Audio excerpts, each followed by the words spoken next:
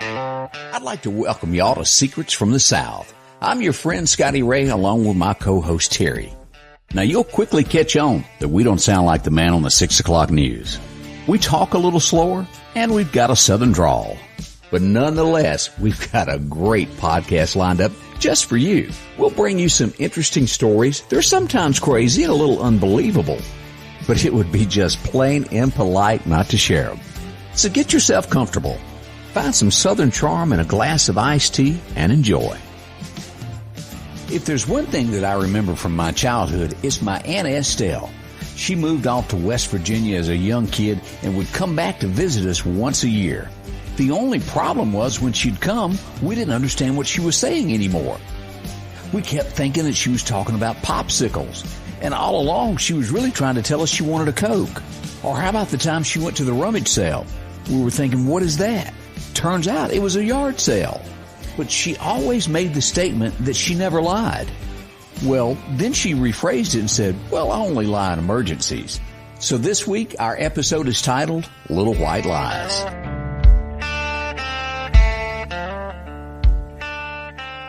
Terry, one of the big sayings in the South is, I'm going to be late for my own funeral. How many times have you ever heard that?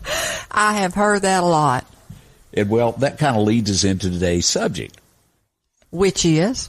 Being late and excuses. Well, excuses for being late, I guess, is a better way to put it. Yeah, and I guess we can say that, you and I have had jobs in our career where we had people that reported to us. Correct. And as part of that, one of the expectations is, number one, that we get to work on time, and two, that our staff get to work on time. If you're going to be the leader, you've got to set a great example and be there before everyone else. If you show up later than your employees, it just doesn't look good. No, because what you're saying is, I can be late, but I expect you to be here on time, and that really doesn't work well. Now, I am one of those that truly, I leave 20 minutes earlier. If I've got a date, an appointment, I'll leave 20 minutes early at least to be there on time.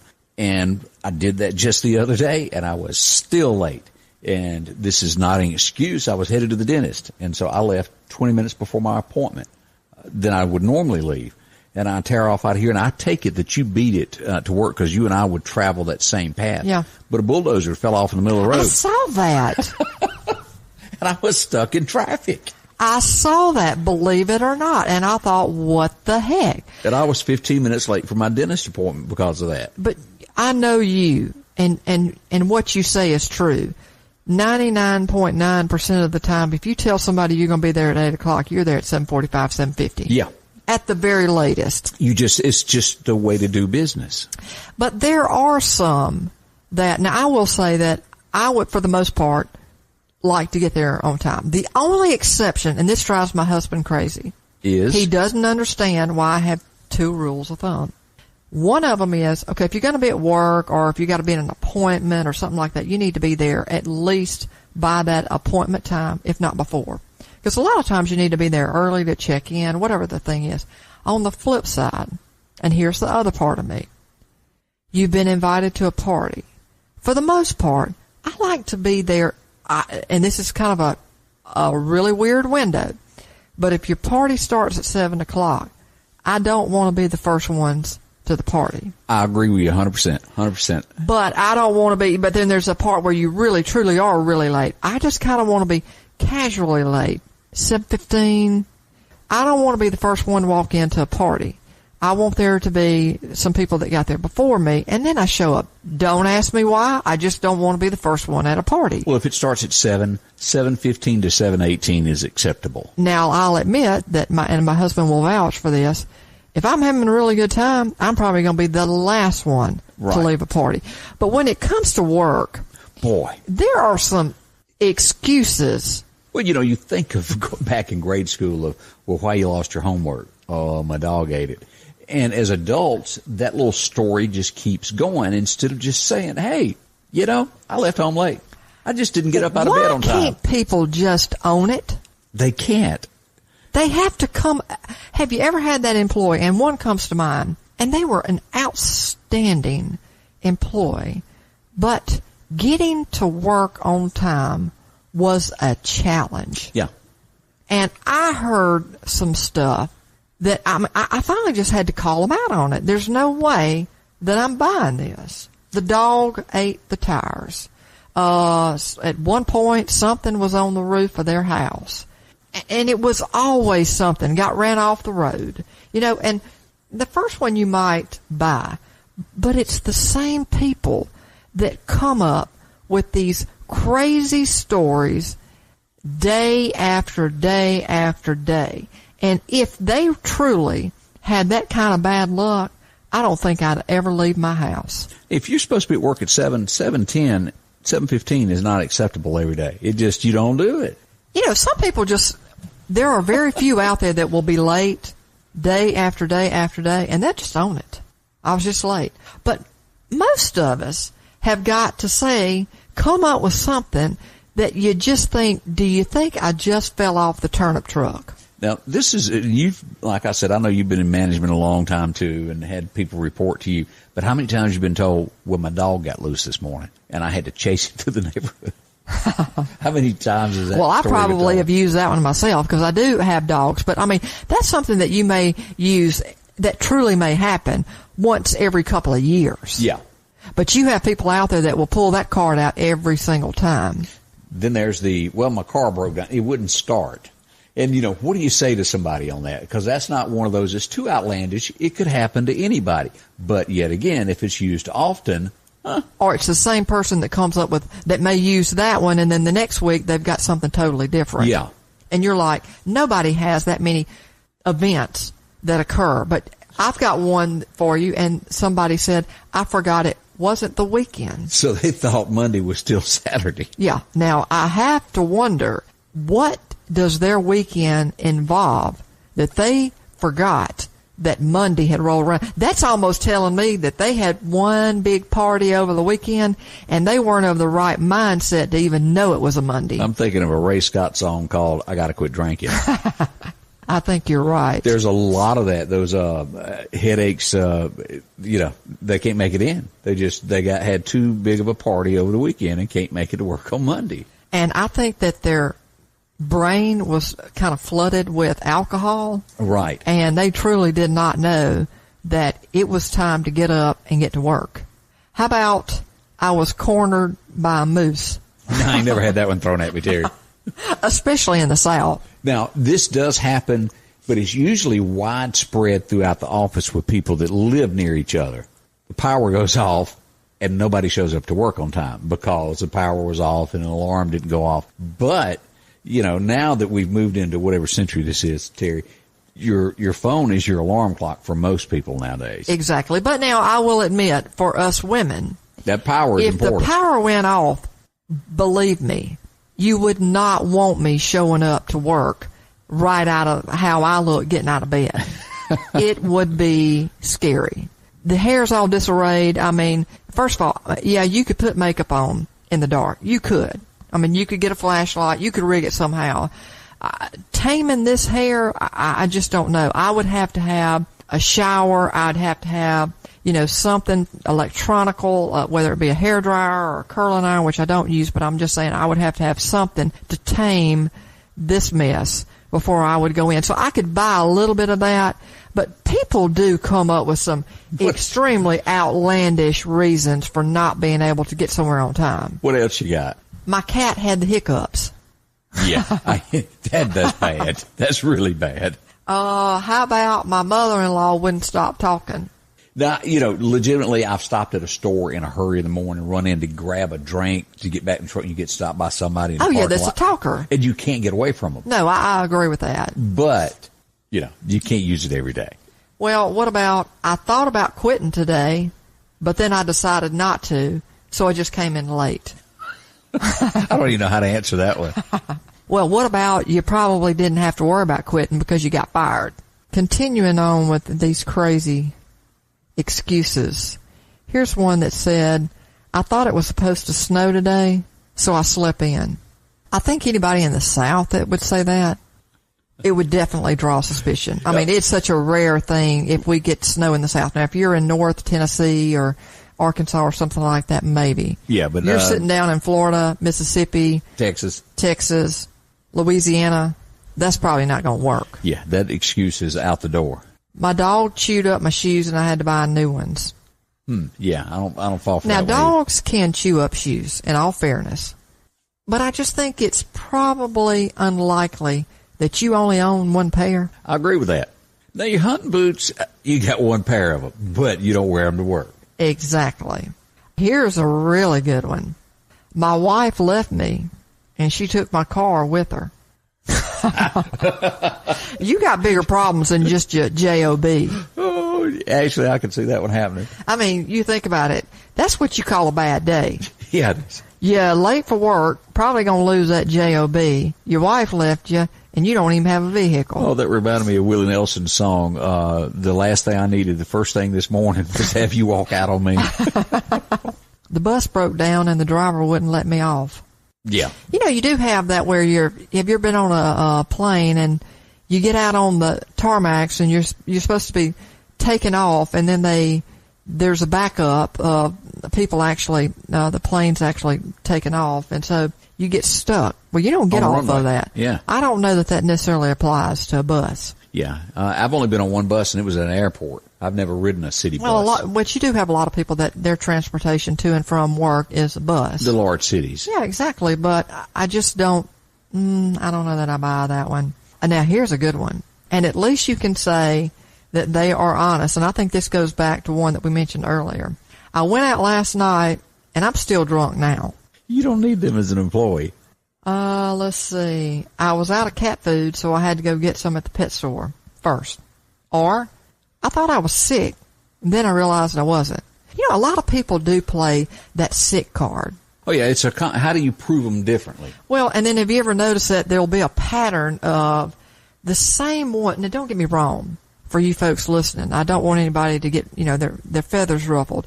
There are really some people out there that do fight sicknesses. They do have things that it's either seasonal or it is. Oh, the South sinuses is a big one. Or just that they do have some legitimate illnesses that they really battle. Those types of situations are different, and it is no guarantee the next day that they're not going to have a flare up or, that, and that about them. Their work ethic is good. They are doing everything in their power to be at work, but because of these chronic illnesses, it does plague them from time to time.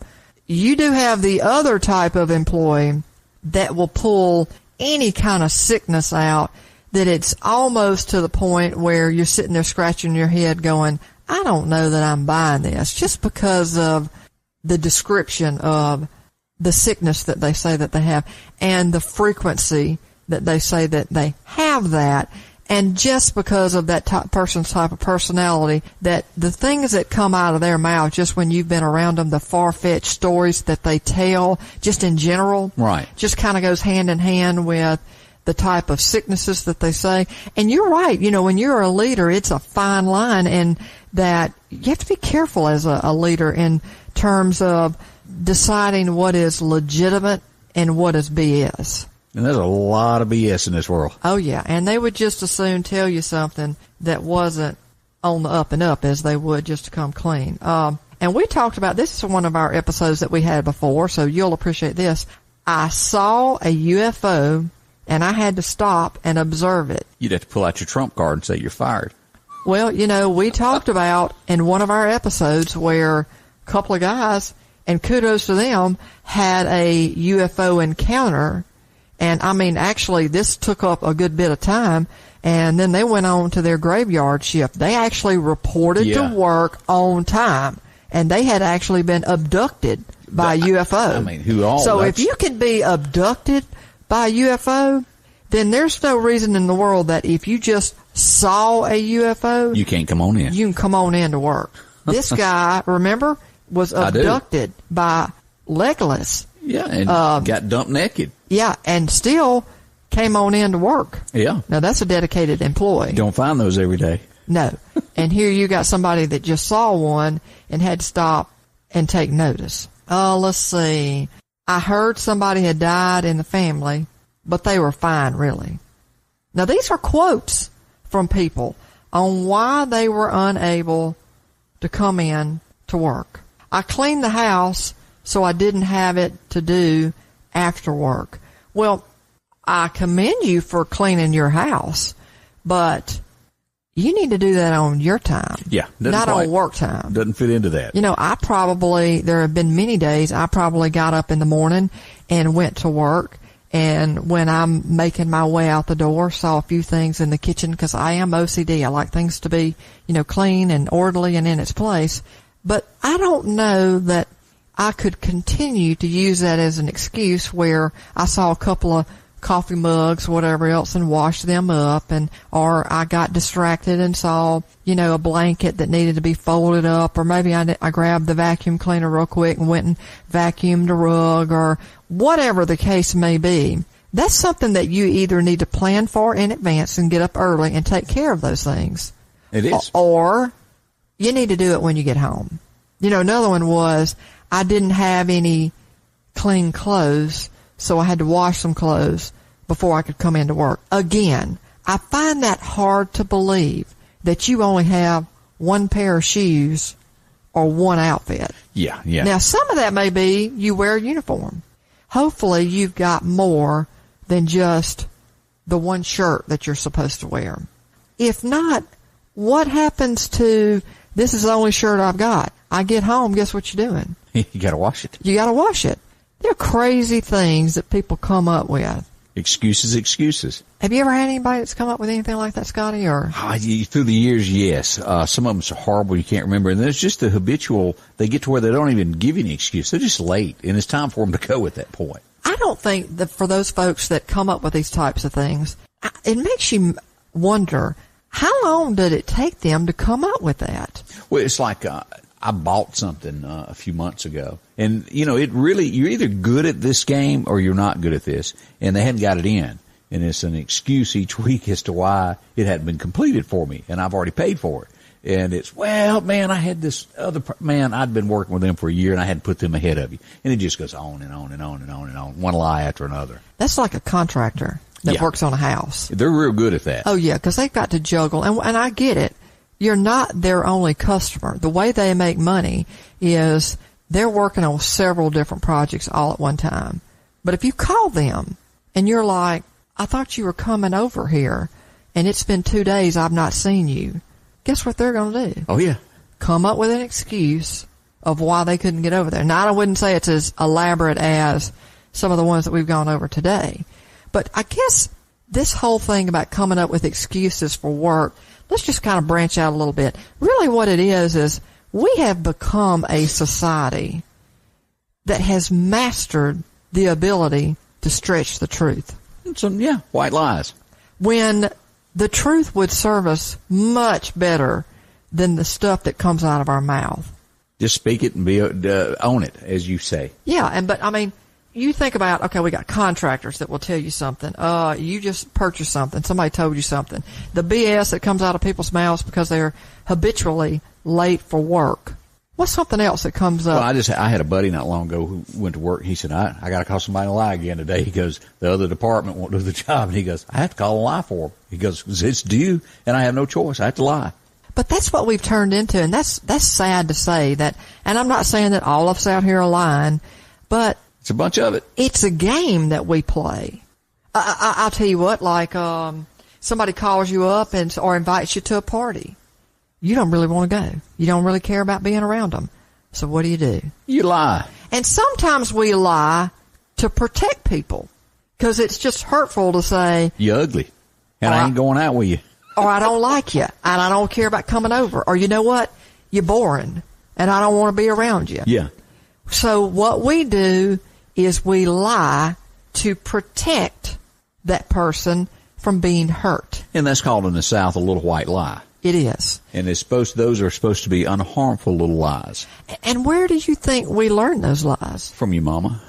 Is it just mama or daddy? No, I don't know where it really comes from. What is the answer to that? Well, I think we've learned it from our parents. And I don't want to play it off on our parents because they probably heard it from theirs. Yeah. And it is.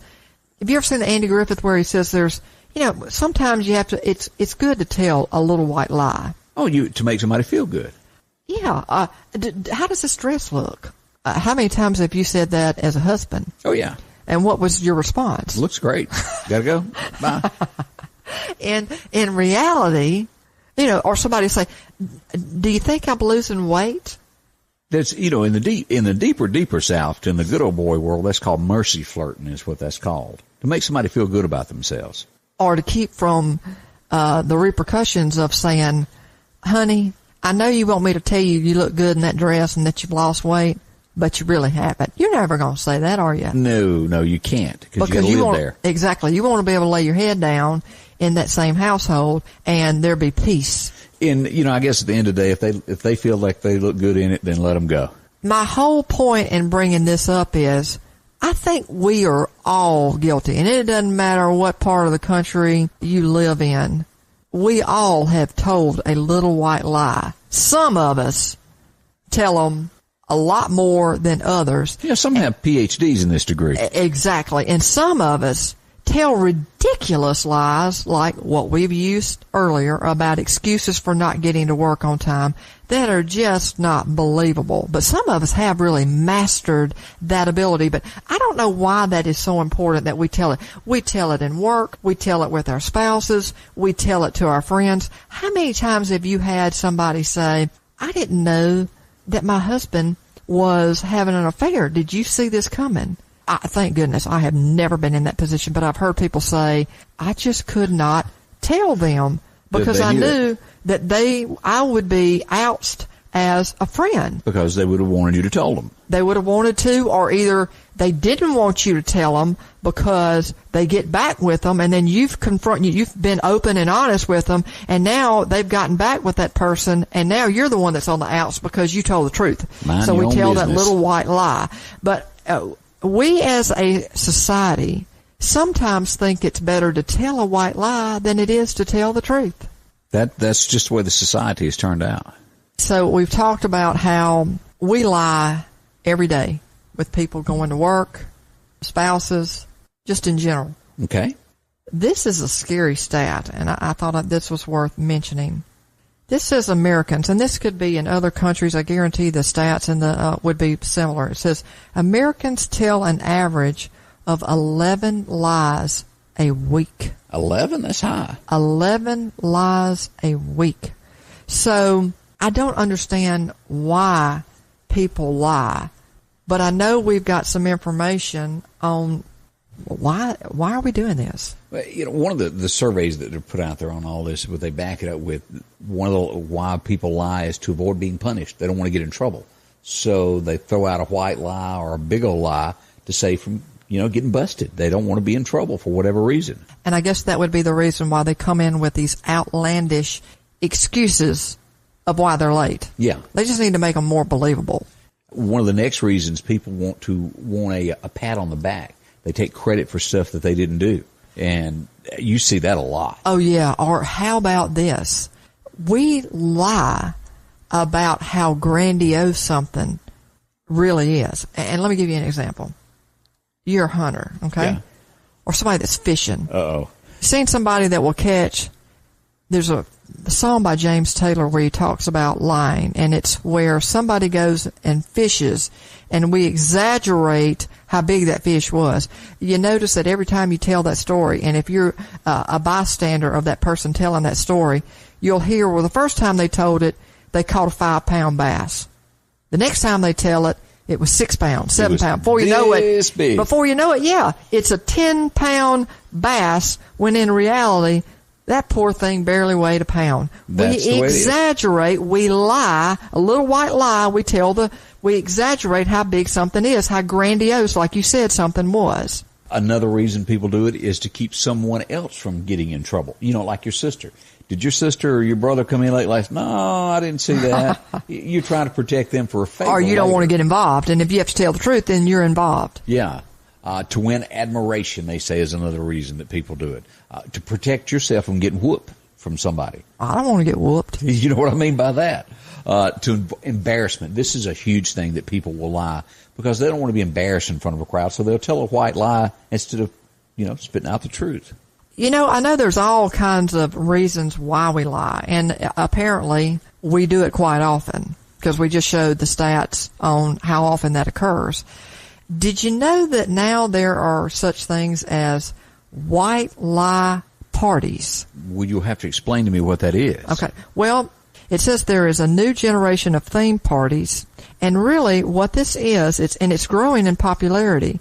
Here's the concept. It's pretty straightforward. Everyone wears a plain white t-shirt to this party, okay?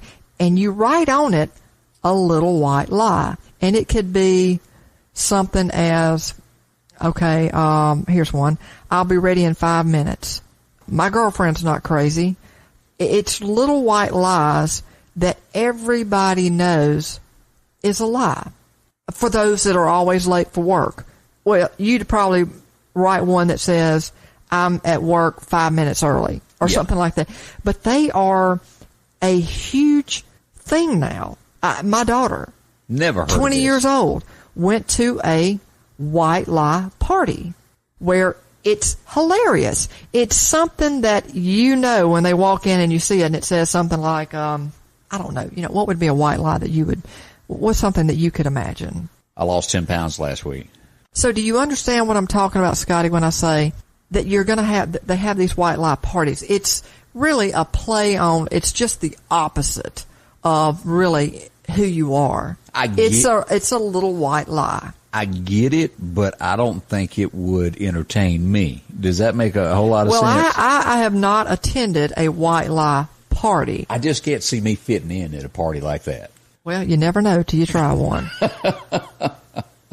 Okay, so what about this one? We say this to our boss. We've talked about the things that we say to each other. We obviously know that we're habitual liars. It's just the American way, it seems. What about when you're dating someone and you break up with them? What is the number one thing that person who's breaking up with that person always says? It's not you, it's me. And that is the biggest cop-out. Oh, yeah, it is. That's a big cop-out. But we always try to say that because it has nothing to do with you. That's true. It's me. And you know what that is? Horse crap. That was the exact word I was going to use. We know that, but we think we're protecting that person, but really it's a cop-out. How many times have you heard this on the phone? I'm almost there. Oh, yeah, and you hadn't even left your driveway. And then, I'm almost finished. Because I've done that. I can't tell you how many times I've been upstairs working on something. I'll get called. Angie would call me to do something. I'm almost finished. I know what I ain't, and I'm just trying to keep going. Maybe they won't notice I don't come down. Or what about, I love this. I love your mom's cooking. Ooh. And you've been talking about it all the time that she can't even cook. Or what about, I have no idea where the cookies went. That is a running theme at my house. Who ate the such and such? And it's always, I didn't touch them. Yeah, I ain't seen nothing. Yeah, and you're the last one. Or here's really, us Southerners, we always want to be so hospitable to everybody. And yes. I'm not saying that Northerners are not, so please don't take offense. I'm just saying, us. We're going to spend 15 minutes talking to somebody before we ever get to what the root of the conversation or the purpose of the call or, why we're in their office, what it is. That's just who we are. We got to talk about grandma and grandpa and how's your brother and all that sort of thing before we ever get to the real purpose of the conversation. But it's always, we're going to say, it's so great to see you, even when it's our enemy. Yeah. Because we just don't know how to be blunt. Yep. I agree with that. And I love bluntness. But then you walk away and you say, oh my gosh, I can't believe I ran into so-and-so. But when you look at them, you're all about pleasantries. Now, and if anybody ever says this to you, just remember you're probably homely. There's no other way to do it. I don't care about looks. I'm into personality. There's something wrong there. So I'm going to tell a little white lie. Okay.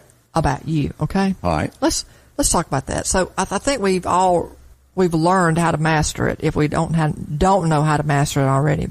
So, Scotty, I'd like to start off by having a little white lie about you. Well, put it on me. I really think you're an awesome cook. So does that mean you want to try my jambalaya? I think Angie would have one that said, Scotty knows how to cut the oven on. That's about all I can do. It ain't much that I can do. And if you ever hear that, it would be a huge white lie about me. I think we all could agree to that. What I've learned in life is there's a difference in between a lie and a white lie. A lie is intentional, devious, and made to hurt someone. And a white lie is simply a way for a Southerner to compliment someone.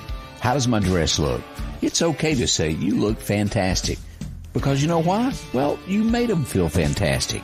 And I guess I must come clean. I think I told a little white lie a minute ago.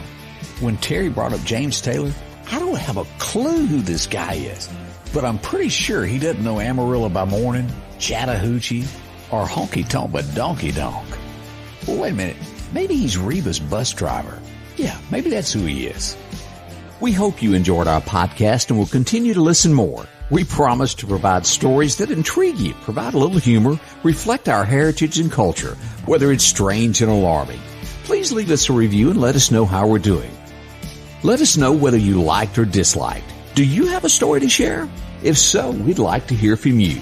Please email us at comments@secretsfromthesouth.com and provide a brief description of your story along with contact information, and we'll be in touch. Until next time, well, you know, a secret, well, you've learned how to stretch the truth to make someone feel great about themselves.